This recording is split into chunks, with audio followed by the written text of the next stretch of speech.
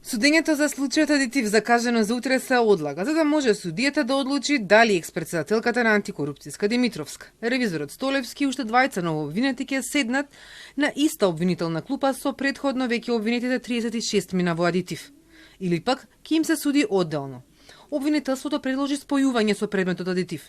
Адвокатот Туфекџич пак бара раздвојување. Смета дека обвинението не е поврзано со предметот кој е веќе во судска постапка, но и дека спојувањето ќе влијае негативно на економичноста на постапката. Следното рочиште на кое треба да биде донесена одлуката, дали ќе има спојување или не, е закажано за 2 септември.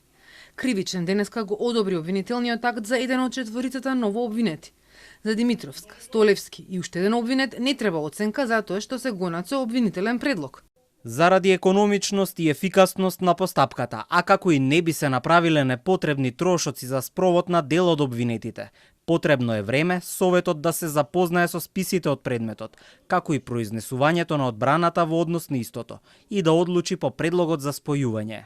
Експредседателката на ДКСК е обвинета дека му давала службени тајни на екс-директорот на ТЕЦ Неготино Небојша Стојановиќ, кој подосна станал обвинет во адитив. Натовари се става и делото компјутерски фалсификат дека ревизорот ДЗР и го положил тестот за сертификат државна тајна. Адвокатот најави дека ќе докажува дека Димитровска испраќала јавно објавени документи, а не службени тајни.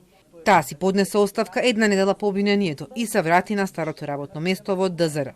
На иста позиција, но без можност да учествува во изготвување на ревизии.